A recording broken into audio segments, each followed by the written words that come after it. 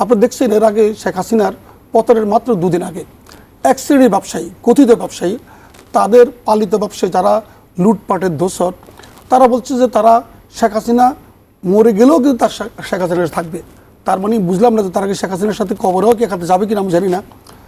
অন্যদিকে তাদের বিরোধী মতের ব্যবসাদের গলা টিপে ধরেছে। যেমন আপনারা জানেন যে বাংলাদেশ তাদের বিরোধী মতের টেলিভিশনগুলো বন্ধ করে দেয়, তাদের বিরোধী মতের পত্রিকা বন্ধ করে দেয়, তাদের বিরোধী মতের ব্যবসায়ীদেরকে যেভাবে নাজেহাল করেছে, হয়রানি করেছে।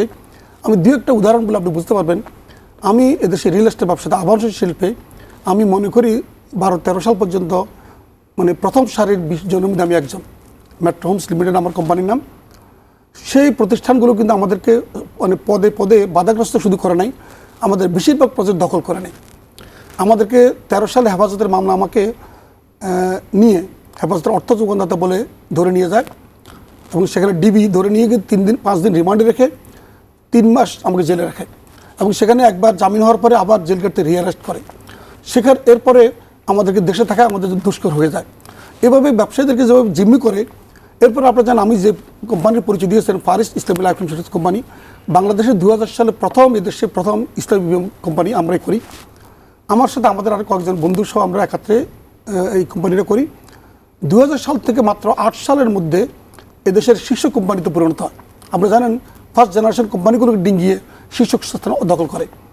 তখন ফারিস্টের 100 টাকার শেয়ার 6000 টাকা পর্যন্ত, প্রায় 60 গুণ দামে শেয়ার বিক্রি হয়।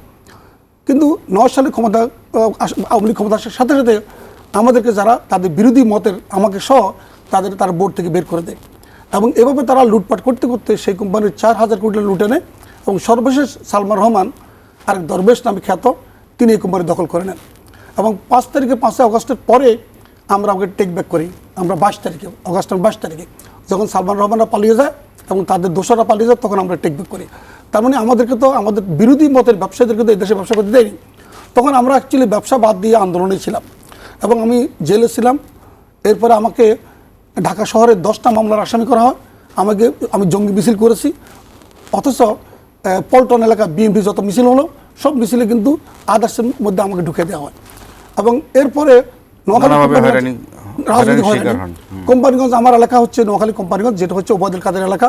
ওবায়দুল কাদের মির্জা কাদেরের রোশনালে পড়ে আমি বিদেশ থেকেও কিন্তু মামলার একটা আমার আসামি, অনেকগুলো মামলার আসামি। এবং এই মামলাগুলো আমি হাইকোর্টে জামিন নিতে গিয়ে বাংলাদেশের বিচারাঙ্গনকে তারা সেখানে, আমি বলবো এইভাবে যে সেখানে তাদের দলীয় গুন্ডা দ্বারা মানে সব জায়গায় একটা বিচার ব্যবস্থাকে নিয়ন্ত্রণ করেছে। আপনি জানেন সেখানে কিন্তু বিচারপতি মানিকের মতো, বিচারপতি সিনহার মতো, এই খায়রুল হকের মতো বিচারপতিদের কিন্তু বিচার আঙ্গনকে ভরে ফেলেছে।